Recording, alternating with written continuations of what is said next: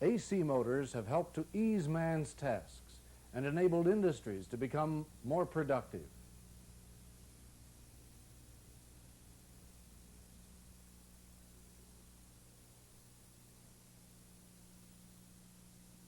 But to effectively make use of motors, we must control them. It's necessary to start, stop, protect, and sometimes control their speed and change their direction. This control is gained through the use of AC motor controllers.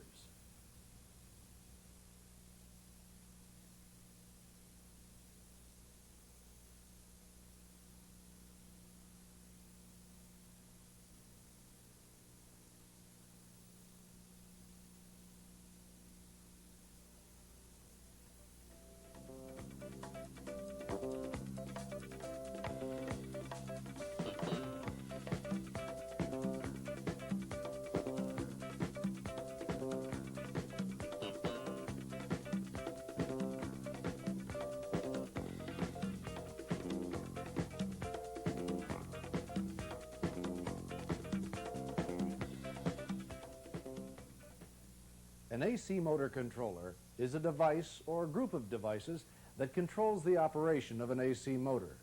It can be as simple as a switch that operates a vacuum cleaner, or as complex as the controllers that automatically start and stop the motors of an industrial plant. In this unit, we'll be talking about the parts of a motor controller and how these parts work together to perform the motor controller's function. Now, motors are designed to perform specific functions, and the type of controller chosen for a motor depends on how that motor is to be used and its design. There are two types of AC motor controllers, manual and magnetic. Of these two kinds of motor controllers, a manual controller is the simplest form of motor control. In a manual controller, a push button or switch directly controls a motor. The way a manual controller operates is fairly simple. Contacts are used to make or break the connection to the motor's electrical power supply. Contacts are an important part of any motor controller. There is at least one set of contacts in any motor controller. A set of contacts is one movable contact and one stationary contact. These contacts are made of copper or silver, and when they are brought together, they complete a path for current flow. Now, the contacts in this manual controller are open. This prevents a flow of current from the electrical power supply to the motor. In order for current to flow, the movable contacts must be made to touch the stationary contacts. This is done by pushing a button or throwing a switch. This manual controller uses push buttons. It has a start button, a stop button, 4 movable contacts, and 4 stationary contacts. Now, the contacts are in an open position, so current can't flow through the circuit. The start and stop buttons are mechanically attached to each other so that when the start button is pushed, all 4 sets of contacts close. That completes the circuit so that current can flow and the motor starts. Now, when the stop button is pushed, the contacts open. There's no longer a complete path for current flow, so the motor stops. In a manual controller that uses a switch, moving the switch into the start position completes a path for current flow. Moving the switch into the stop position breaks the circuit, so the motor stops. Now, even though you'll be seeing some manual controllers, most of the AC motor controllers you'll be working with are magnetic controllers. Magnetic controllers have an advantage over manual motor controllers because they make it possible to control a motor from any convenient or desirable location. We're going to be talking about magnetic controllers in this unit. First, we'll show you the parts of a magnetic controller, and then we'll show you how these parts work together to control an AC motor. Now, there are two kinds of magnetic controllers, the full automatic and semi-automatic. With a full automatic controller, when the system is set in automatic, the motor controller makes any further changes required in the motor's operation. It does this automatically. But with a semi-automatic controller, an operator must start and stop the operation of the motor. Both semi-automatic, and full automatic motor controllers use electromagnetic switches. Electromagnetic switches are devices that use an electromagnet to open or close a circuit. Electromagnetic switches are referred to as either contactors or relays. Contactors and relays are really the same kind of device. Whether the electromagnetic switch is called a contactor or a relay depends on how the electromagnetic switch is used. An electromagnetic switch that directly controls the power to a motor is usually called a contactor. Any other electromagnetic switches in a controller are usually referred to as relays. Now, since a contactor directly controls the power to a motor, it has a very important function in a motor controller. So let's take a look at a simple magnetic contactor. Now, this contactor is a solenoid magnetic contactor. On the front of the contactor is a nameplate. The nameplate gives some very valuable information. From it, you can usually find the maximum operating voltage, the maximum motor horsepower that the contactor can control, and the size number of the contactor. From the size number of the contactor, you can tell how much current the contactor can withstand without overheating.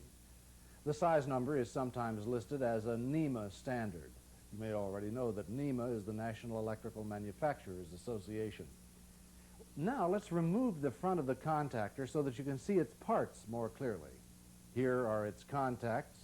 The contactor works by using an electromagnet inside the contactor to pull the contacts closed. The movable portion of a magnetic contactor is called an armature. This armature has 4 springs and 8 movable contacts. The movable contacts are attached in pairs by a copper plate. It also has a movable iron core. The 4 springs hold the 4 pairs of movable contacts in place. They also cushion the closing action of the contacts and maintain a constant pressure on them when they're closed. Each movable contact has a stationary contact positioned behind it. These contacts open and close the power circuit to the motor. Now, these contacts are used to perform an auxiliary function. They're usually referred to as auxiliary contacts. For example, they might be used to light a light to tell you that the motor's running. When all the contacts close, they complete a circuit. And behind the armature of the magnetic contactor are 2 more springs. These springs hold the contacts open. In between this set of springs is a coil called the operating coil. This operating coil, with its iron core, becomes an electromagnet when voltage is applied to it from an electrical power source. The front of the iron core, where the armature meets the iron core, is called a pole face. Now, the motor is connected to the magnetic contactor at these 3 connections. The 3 connections are usually indicated by the standard symbols T1, T2, and T3. The contactor is connected to the electrical power source at these 3 connections, L1, L2, and L3. Remember, most large motors use 3-phase alternating current, so there are 3 connections for the electrical power source, 1 for each phase of the alternating current. And here you can see the connections for the auxiliary contacts. And here are the connections for the operating coil. This is where voltage is applied to the operating coil from an electrical power source. Now, let's suppose that the electrical power supply has been connected to the contactor at L1, L2, and L3, and that the motor has been connected at T1, T2, and T3. Current can't flow to the motor until the contacts of the contactor close. When voltage is applied to the operating coil from an electrical power source, it causes current to flow through the operating coil. And the operating coil becomes an electromagnet. The operating coil then attracts the movable iron core of the armature, and the armature is pulled toward the pole face. The movable contacts are pulled against the stationary contacts, completing a circuit for current flow from the power source to the motor.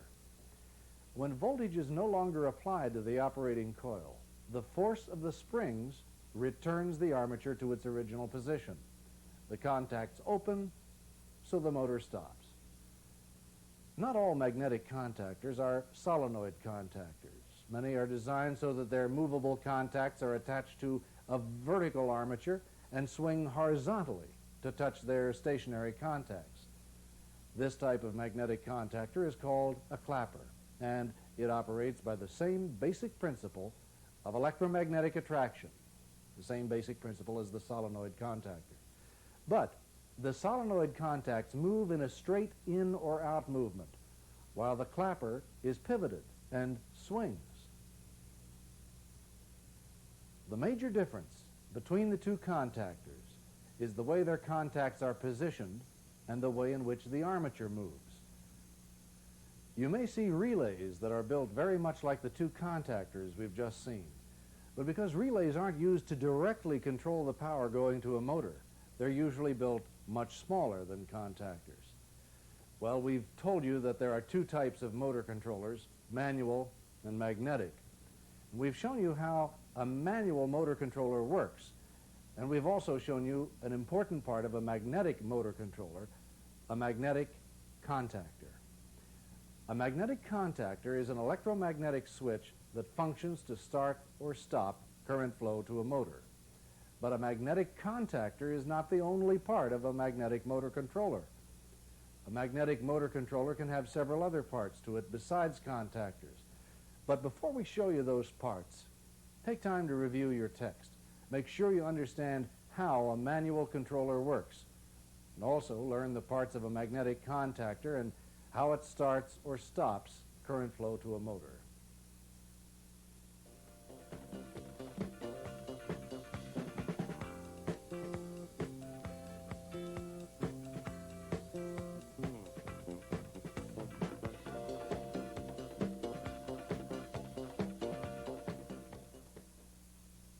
In the last segment, we explained how manual motor controllers operate, and we also showed you the different parts of a magnetic contactor. Remember, a magnetic contactor is an important part of a magnetic motor controller. A magnetic contactor is an electromagnetic switch, and it functions to open or close a circuit. But sometimes the current flowing through a motor may become greater than that motor's normal running current. You probably know that when a motor slows down due to a load increase, current flowing through the motor goes up. But if too great an amount of current is allowed to flow through a motor, serious damage to the motor's windings can occur. Now, to prevent this from happening, magnetic contactors are usually equipped with one or more overload devices. Overload devices are designed to protect the motor from high current flow. They're placed within a motor controller in such a way that current flowing to the motor flows through the overload device. When current becomes too great, such as occurs when there's a mechanical overload, the overload device is activated. Now, when an overload device is activated, it removes the electrical power from the contactor's operating coil, and the coil is de-energized. The contacts of the magnetic contactor open, and the motor stops. Now, there are two types of overload devices, thermal and magnetic. Both devices operate on current.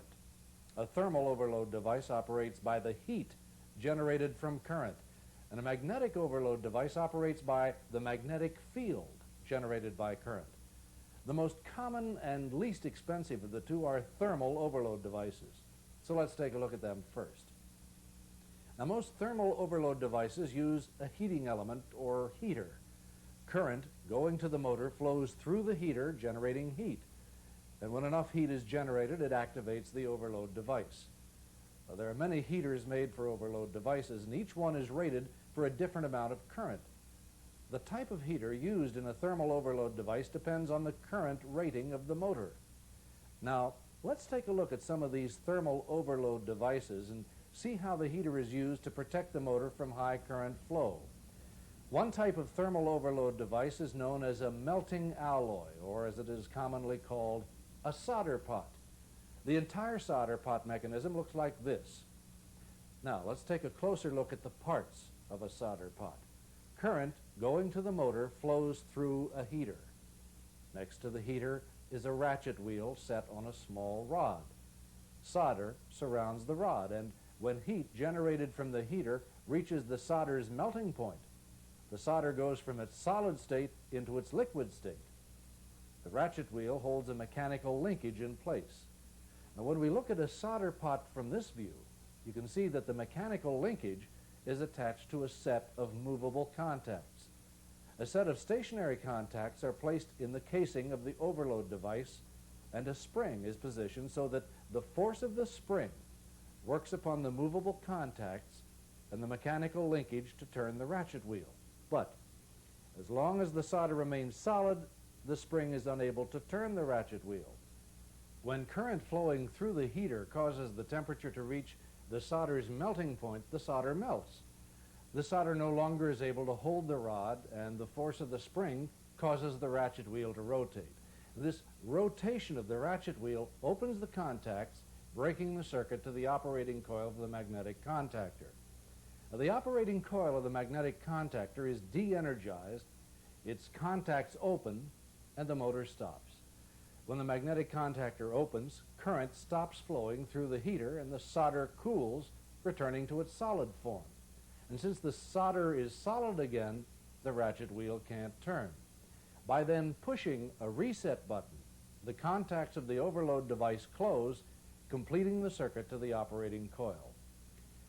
Another kind of thermal overload is the bimetallic device. Like the solder pot, the bimetallic overload device has a heater. Current from the power source flows through the heater on its way to the motor.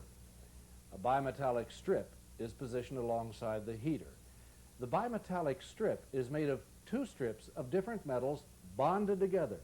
The properties of the two metals are such that one expands more than the other when the strip is heated. A spring-loaded mechanical linkage with a contact attached to it is mounted in the overload device. The mechanical linkage is held in position by the bimetallic strip, keeping a set of contacts closed. But when current flow through the heater is greater than the rated value for the motor, the current generates enough heat to expand the bimetallic strip. And since one of the metals expands faster than the other, the strip bends, releasing the mechanical linkage. Now, once the mechanical linkage is released, the force of the spring pulls the contacts open.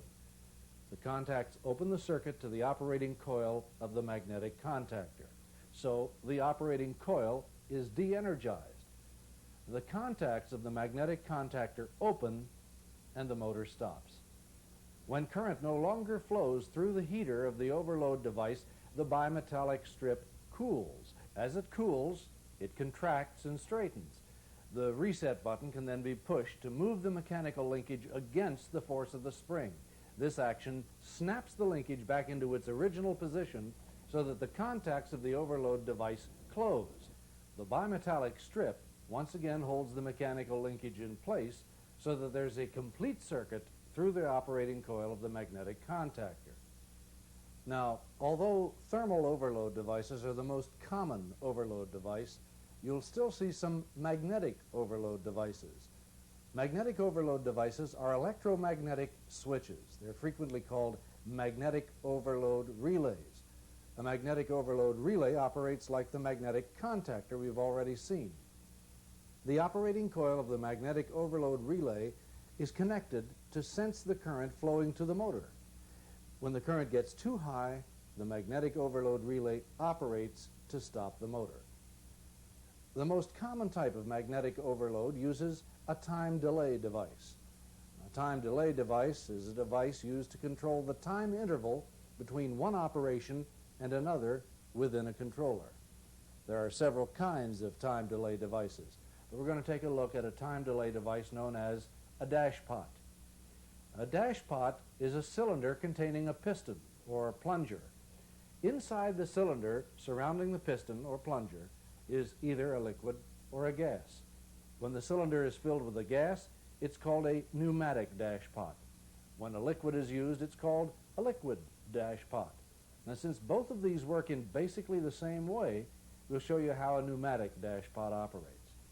The pneumatic dash pot has two vents, one on each side of the cylinder.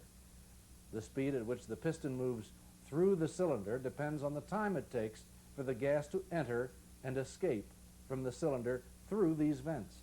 The piston is attached to a metal core. When the coil is energized, it attracts the metal core. But remember, the speed at which the core moves through the cylinder is determined by the time it takes for the gas to enter the cylinder and for it to escape. The current must remain high for a length of time for the core to be pulled all the way inside the coil. Once the core is inside the core moves the armature and opens the contacts. Now this breaks the circuit to the operating coil of the magnetic contactor. The contactor opens and the motor stops. When the increase in current flow to the motor doesn't last as long as the time delay, the contactor remains closed. Whenever you see this type of device, there will be a time delay before an operation, whether it's in an overload device or anything else. Remember, the basic requirement of any overload device is to allow the motor to carry its full load and at the same time prevent any serious or prolonged current overload from damaging the motor. There are many different kinds of overload devices. The type used on a motor depends on the kind of motor it is and its use in the plant. A controller that uses a magnetic contactor and one or more of these overload devices to protect a motor is called a magnetic starter. A magnetic starter does three things. It starts, stops, and provides protection to the motor. Now, take time to review this information in your text and make sure you really understand overload devices and how they're used to protect an AC motor.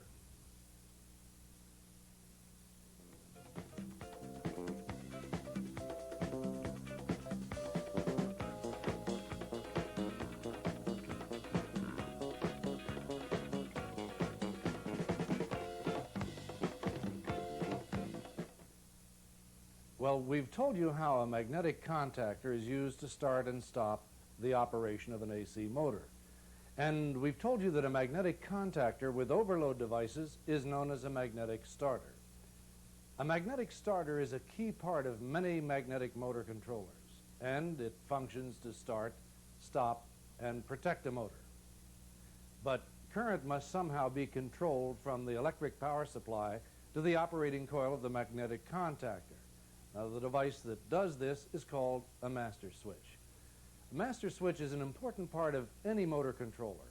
It functions to control the current flow to the operating coil of the magnetic contactor. Two common types of master switches are maintaining master switches and momentary contact master switches. A maintaining master switch is similar to a manual push button or a manual switch. When the start button in a maintaining master switch is pushed, its contacts close and stay closed. Current flows from the electrical power supply to the operating coil of the magnetic contactor so that the operating coil is energized. The circuit to the operating coil remains complete until the stop button is pushed. Pushing the stop button breaks the circuit to the operating coil of the magnetic contactor so that the operating coil is de-energized. In a momentary contact master switch, the start button is normally in an open position so that the operating coil of the magnetic contactor is in its de-energized state. Another set of contacts called a maintaining contact is in parallel with the start button. Now this maintaining or sealing contact is closed when the contactor's operating coil is energized. Usually the maintaining contact is an auxiliary set of contacts of the magnetic contactor. When the start button is pushed, current flows to the contactor's operating coil. The contactor operates and closes its main contacts and the maintaining contact. When the start button is released, it immediately returns to its original open position.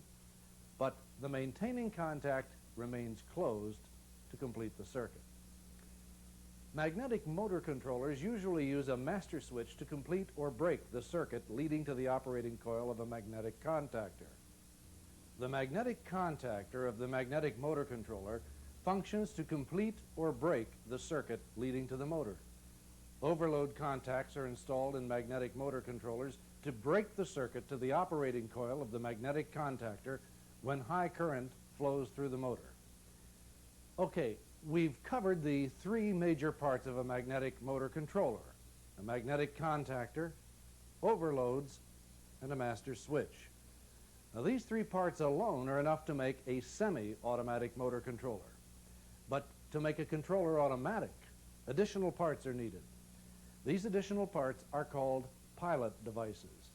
A pilot device is a mechanical device which is used to start or stop the controller's operation. Pilot devices are activated by specific changes in the system in which they're placed. Now, usually when a pilot device is activated, it breaks or completes the circuit to the operating coil of the magnetic contactor. There are many different kinds of pilot devices. Some sense the liquid level in a tank, while others sense changes in pressure. For example, in this air compressor. Some pilot devices sense changes in the flow of a liquid through a pipe or duct, and others sense changes in temperature. Now, since you'll be working with motor controllers that use pilot devices, let's take a look at some of them and see how they operate. We'll begin with a float switch. A float switch is a pilot device usually used to monitor the level of a liquid. In order to see how a float switch does this, we'll take a look at a float switch used in an oil tank. In this oil tank, an oil pump pumps oil out of the tank through this pipe. The tank is filled with oil through this pipe. A float is suspended in the tank by a metal rod. Attached to the metal rod is a block or collar. And when the float moves up or down, its rod and the collar move with it. Underneath the collar is positioned a lever. And attached to the lever is a set of contacts in a closed position.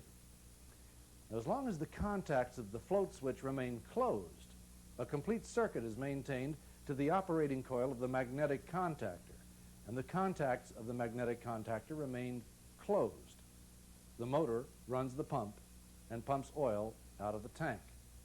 As the oil level in the tank decreases, the float moves downward, pulling its rod and collar downward. When the liquid level gets too low, the collar hits the lever. One end of the lever is pushed down by the collar, and the contact end of the lever moves upward so that the contacts open. This breaks the circuit to the operating coil of the magnetic contactor so that the motor stops. You'll probably see many different types of float switches in the plant because float switches are made in a variety of mechanical designs. But whatever the design of the float switch, it operates in this basic way. Now, let's take a look at another kind of pilot device, a pressure switch. A pressure switch is a pressure-operated device that opens or closes a circuit on changes in pressure. In a typical pressure switch, a lever is positioned between an adjustment spring and a bellows or diaphragm. Pressure from a liquid or vapor entering the bellows causes it to expand.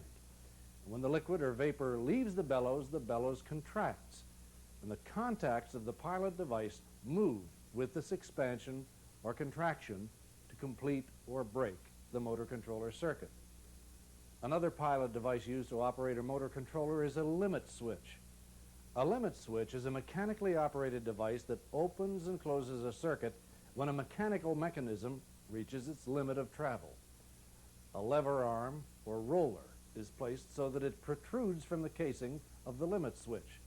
When a piece of equipment reaches its preset point of travel, it pushes the lever arm. The lever arm activates the opening or closing of a set of contacts. The closing of the contacts completes the circuit to the operating coil of the magnetic contactor.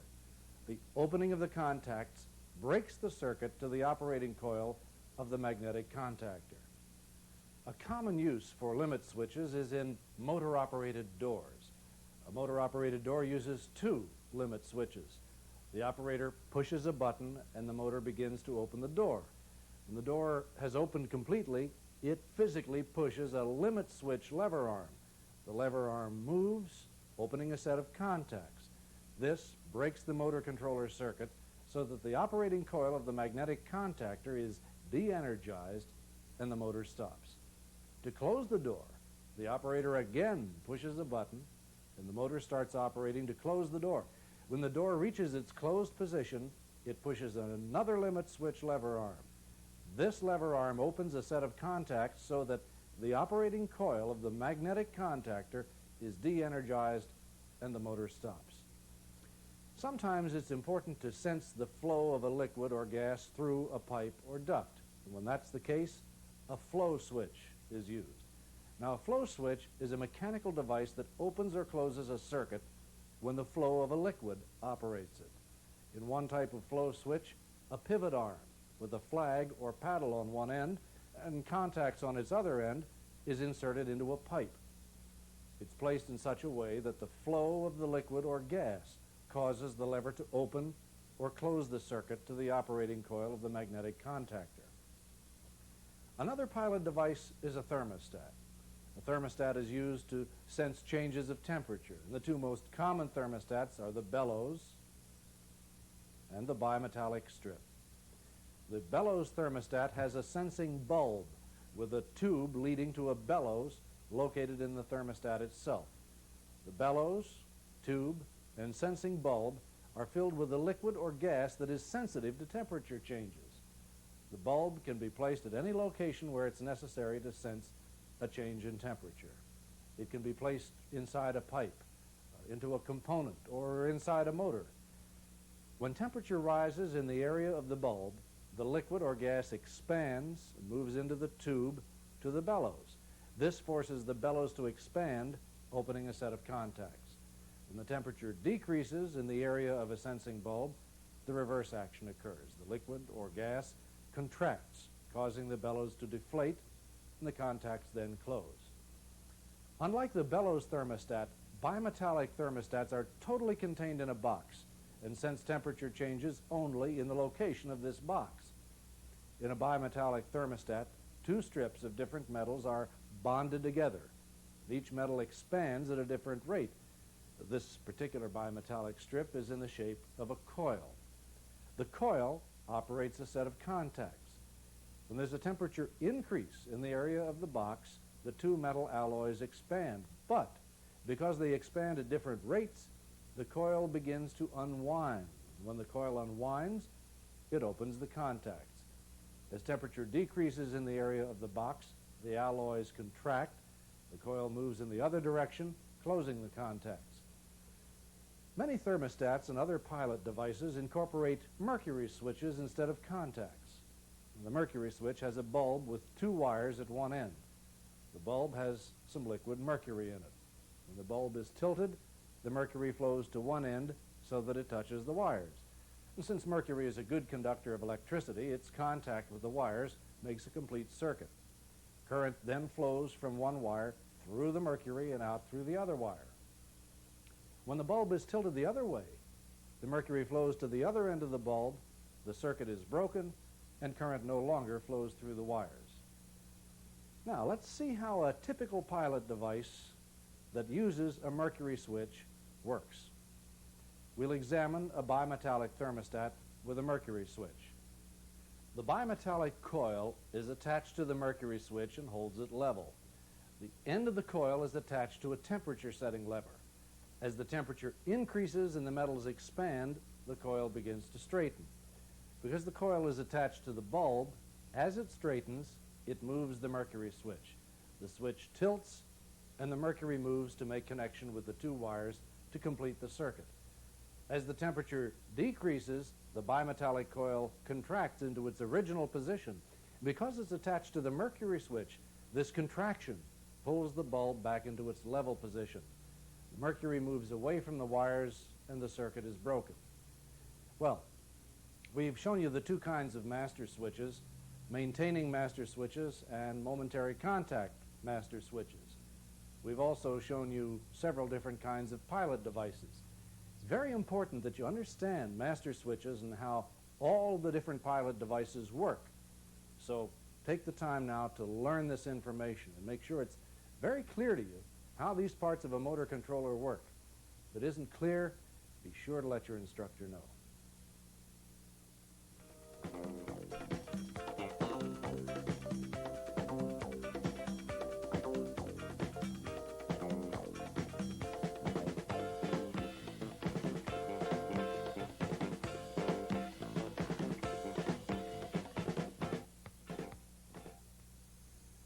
We've told you that a motor can be damaged if excessive current flows through it, and that overload devices are used to sense such current overloads.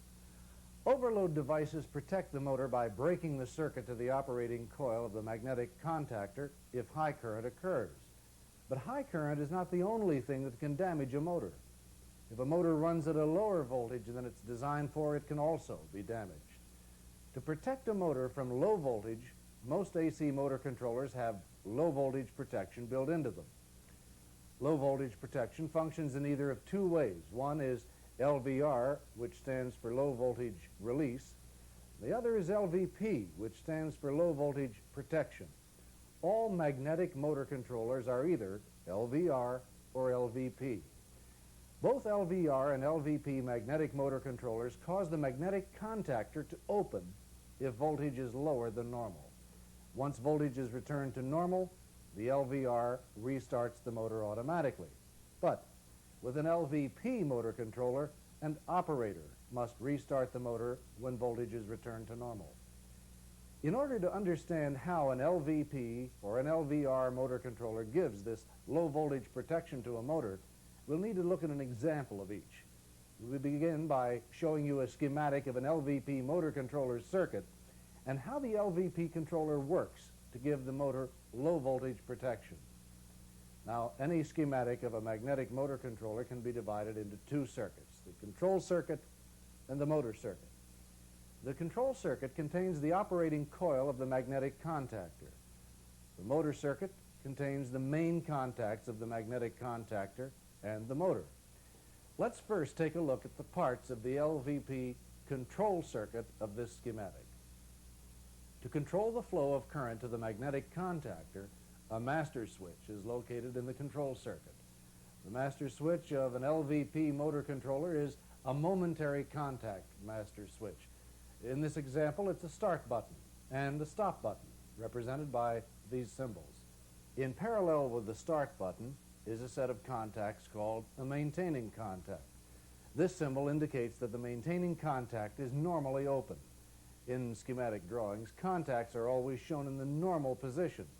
That is, the position they'll be in when the motor controller or the electromagnet which operates them is de-energized. In series with the start and stop buttons is the operating coil of the magnetic contactor. It's represented by a circle with an M inside it. And in series with the operating coil are three overload contacts. The overload contacts are in the normally closed position. In the lines leading from the electrical power supply to the control circuit are two fuses. These fuses protect the components of the control circuit from high current that could damage them. Usually you'll find transformers are also placed in the control circuit to lower the voltage going to its components. Now, let's take a look at the parts of the motor circuit. In the motor circuit are three contacts of the magnetic contactor. Between these contacts and the motor are the heaters for the overload devices. The motor is shown by this symbol. Now let's see how the parts of this LVP controller operate together. When the start button of the momentary contact master switch is pushed, current flows to the operating coil of the magnetic contactor. The magnetic contactor is energized and its contacts close, allowing current to flow from the electrical power source to the motor. At the same time, the maintaining contact closes and maintains a complete circuit to the operating coil of the magnetic contactor. The start button of the momentary master switch is released and returns to its original position, but the maintaining contact remains closed, keeping a complete circuit to the operating coil of the magnetic contactor. When voltage becomes too low, the operating coil of the magnetic contactor is unable to hold its contacts closed. Its main contacts, along with the maintaining contact, open, and the motor stops. Because the maintaining contact of the control circuit is now open, when the voltage returns to normal, current cannot flow through the operating coil. So the start button of the momentary master switch must be pushed again to energize the operating coil of the magnetic contactor. When the start button is pushed, the contacts of the magnetic contactor close, making a complete circuit for current to flow to the motor. Now that we've seen how an LVP controller operates, let's take a look at an LVR motor controller. The difference between the LVP and the LVR control circuit is the master switch. An LVP master switch is a momentary contact, while the master switch of an LVR motor controller is a maintaining master switch. This maintaining master switch has a start button and a stop button that are both in the normally open position. When the start button is pushed, both the start and stop contacts close to complete a circuit to the operating coil of the magnetic contactor. The operating coil of the magnetic contactor is energized and its contacts close. Current then flows to the motor and the motor starts. Even after the start button is released, the maintaining master switch contacts remain closed. When voltage becomes too low, the operating coil of the magnetic contactor can no longer hold its contacts closed. Its contacts open and the motor stops. But the maintaining master switch contacts remain closed. Because the contacts of a maintaining master switch remain closed, when voltage returns to normal, current can flow to the operating coil of the magnetic contactor. The coil is energized, and the magnetic contactor once again closes its contacts. This makes a complete circuit to the motor, so the motor starts. Although most motor controllers use either LVR or LVP for low voltage protection, some motors have an added feature called an LV, or low voltage relay. An LV relay can be used in either an LVR or an LVP motor controller. Let's look now at an LVP controller circuit with an LV relay in it. An LV relay is an electromagnetic switch. It's placed in the motor controller circuit in such a way that its contacts are in series with a master switch. Its operating coil is in parallel with the control circuit, allowing the operating coil to sense voltage. The contacts of an LV relay are normally open when the controller is de-energized. But when the controller is energized, the contacts are closed, making a complete circuit to the master switch. For current to flow to the master switch, the LV contacts must be in a closed position.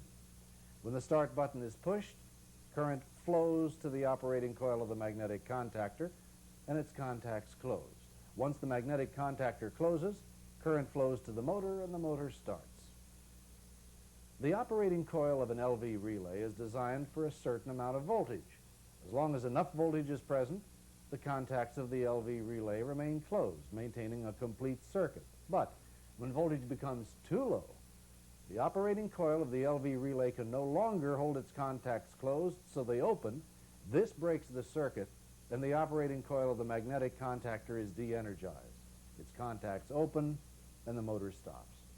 The motor cannot be restarted unless the contacts of the LV relay return to their closed position.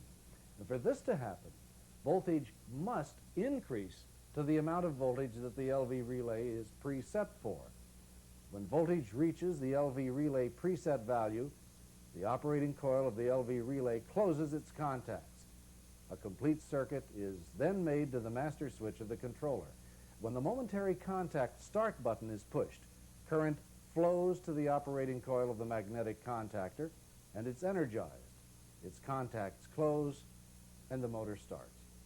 Now, if the voltage hasn't returned to the preset value of the LV relay, pushing the master switch start button will not energize the operating coil of the magnetic contactor, and the motor will not start. The LV relay contacts must first be closed, and this will only happen when voltage returns to the preset value of the LV relay. An LV relay, therefore, provides improved low voltage protection because it is set accurately to a specific voltage. Well, it's important for you to understand how an LV relay, an LVR motor controller, and an LVP motor controller give the motor protection from low voltage. Now, take the time to review LVR and LVP motor controllers and LV relays in your text.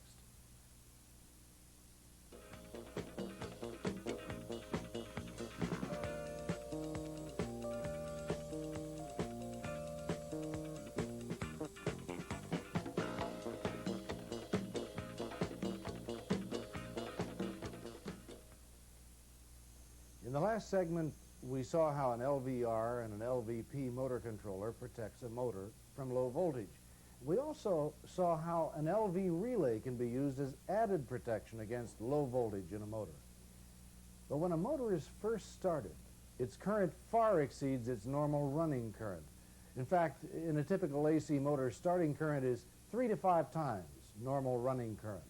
This surge of current at motor start could harm the motor's windings, the cables, and the buses leading to the motor.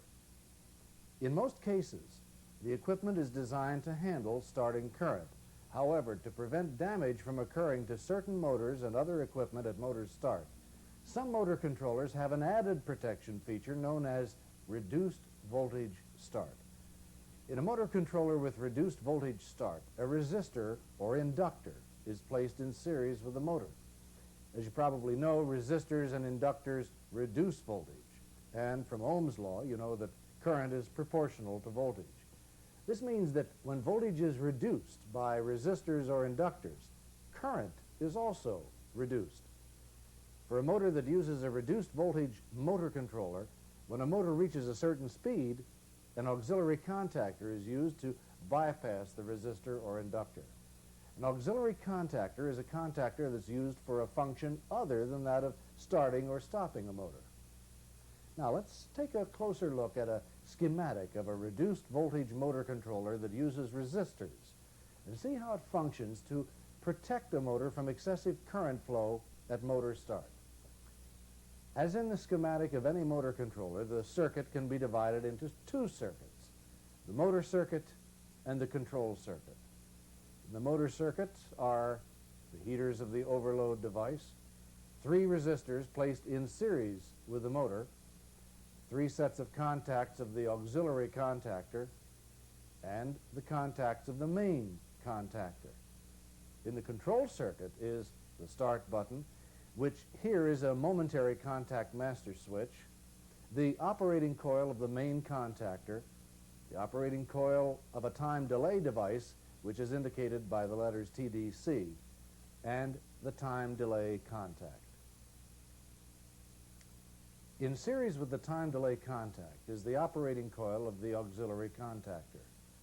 As most controllers, this reduced voltage controller has overload contacts in its control circuit and a stop button. And in the lines leading from the electrical power supply are 2 fuses. Now when the start button is pushed, the operating coil of the main contactor is energized, and so is the operating coil of the time delay device. The maintaining contact closes, and the contacts of the main contactor close. Because of the resistors in the motor circuit, the motor starts at reduced voltage. After a certain amount of time, the contacts of the time delay device close. This time delay device works just like the one we saw earlier. Once the contacts of the time delay device close, the operating coil of the auxiliary contactor is energized and its contacts close. The resistors are then bypassed through the auxiliary contacts so that full voltage is applied to the motor. Although there are many different kinds of reduced voltage motor controllers, they all operate this basic way. Well, we've shown you how motor controllers are used to start, stop, and protect a motor. But a motor controller can also control the speed of a motor. The most common type of speed control is a step speed control. You see this kind of speed control used mainly with squirrel cage motors. A step speed control has determined or set speed. An example of step speed control is a 2-speed motor. A 2-speed motor is really 2 motors in one. In other words, you have 2 sets of windings wound in 1 stator, and you control them just as you would 2 separate motors. Now, let's take a look at the schematic of a 2-speed motor controller and see how it operates. Remember, the schematic of any motor controller can be divided into 2 circuits. The motor circuit, which contains the main contacts of the magnetic contactor and the motor, and the control circuit, which contains the magnetic contactor's operating coil. In this 2-speed motor, the motor circuit can be further divided into a low-speed circuit and a high-speed circuit. In the low-speed motor circuit are the contacts of the low-speed contactor, the overload heaters, and 3 leads that go to the low-speed stator windings of the motor. In the high-speed motor circuit are the contacts of the high-speed contactor, overload heaters, and 3 leads that go to the high-speed stator windings. Now, let's look at the control circuit of this 2-speed motor controller. The control circuit can likewise be divided into a high-speed circuit and a low-speed circuit. In the low-speed control circuit is a momentary contact master switch with a holding contact labeled LS. In series with the momentary contact master switch of the low-speed circuit is a high-speed contact labeled HS. In series with this are the overload contacts and the operating coil of the low-speed contactor. In the high-speed control circuit is also a momentary contact master switch with a holding contact labeled HS.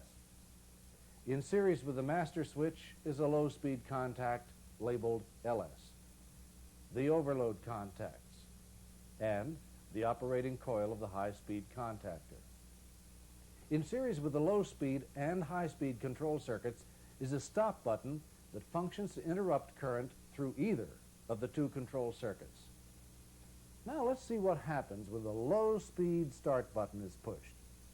When the start button is pushed, we have a complete circuit to the operating coil of the low-speed contactor. The operating coil is energized and operates its contacts, closing the LS maintaining contact and the low-speed contacts in the motor circuit. The motor starts at low speed. The start button returns to its normally open position when it's released. But because the LS contacts are closed, a complete circuit is maintained to the operating coil of the low-speed contactor. Now, if the high-speed start button is pushed while the motor is running on low speed, its contacts open and break the low-speed circuit. This is an example of a mechanical interlock. It keeps the 2 circuits from being energized at the same time. When the high-speed start button is pushed, the operating coil of the low-speed contactor is de-energized, opening the maintaining contact and its contacts in the motor circuit. The LS contact in the high-speed circuit closes so that there is now a complete circuit to the operating coil of the high-speed magnetic contactor. The operating coil of the high-speed magnetic contactor is energized, closing its contacts in the motor circuit and the maintaining contact. It opens the HS contact in series with the low-speed operating coil. Once again, the start button returns to its normally open position when it's released. But because the HS contacts are closed, a complete circuit is maintained to the operating coil of the high-speed contactor, and its contacts in the motor circuit remain closed. The motor operates at high speed. To stop the motor, the stop button is pushed. This breaks the circuit from the electrical power supply to the control circuit. In this 2-speed motor controller circuit, the HS and LS contacts are used as an electrical interlock. In this particular controller, the electrical interlock does the same thing that the mechanical interlock does. It keeps the high-speed and low-speed circuits from being energized at the same time. When the motor is operating on low speed, the LS contacts are open, and the circuit to the operating coil of the high-speed magnetic contactor is not complete. If the high-speed start button is pushed, the operating coil of the low-speed magnetic contactor must first be de-energized so that the LS contacts will close and complete the circuit to the high-speed contactor. Now, when the motor is operating on high speed, the HS contacts are open and the circuit to the operating coil of the low-speed contactor is broken. In other words, before this motor can change speeds, both contactors must be open. In this way, the possibility that both the low-speed and the high-speed contactors could be closed at the same time is prevented. This protects the motor from damage that could occur should both stator windings be energized at the same time. Now that you've seen how a 2-speed motor controller works, let's take a look at a controller that allows a motor to go forward or reverse. A reversible motor controller is similar to a 2-speed motor controller. Like the 2-speed controller, a reversible controller has 2 magnetic contactors. The operating coils of the magnetic contactors in this typical schematic of a reversible motor controller are labeled F for forward and R for reverse. If we look at the motor circuit, we see that there are 6 sets of contacts, 3 for the forward direction and 3 for the reverse direction. The forward contacts connect L1 to T1, L2 to T2, and L3 to T3. The reverse contacts connect L1 to T3, L2 to T2, and L3 to T1. By reversing any 2 power supply leads of a 3-phase motor, the motor's direction can be reversed. Here, 2 of the leads to 1 contactor are reversed, leads T1 and T3. This reverses the motor's direction when that contactor is closed. If the forward start button is pushed and the forward operating coil is energized, the forward contacts close and the motor runs in the forward direction. If the reverse start button is pushed and the reverse operating coil is energized, the reverse contacts close and the motor runs in the reverse direction. Like the 2-speed controller, the reversing controller has interlocks that prevent both the forward and reverse contactors from being energized at the same time. As an electrician, you'll be responsible for maintaining the AC motor controllers in your plant. In order to do that, you need to have a good understanding of the different kinds of motor controllers and how they operate to protect and control a motor. So take the time now to learn this information completely. When you're on the job, you'll be glad you did.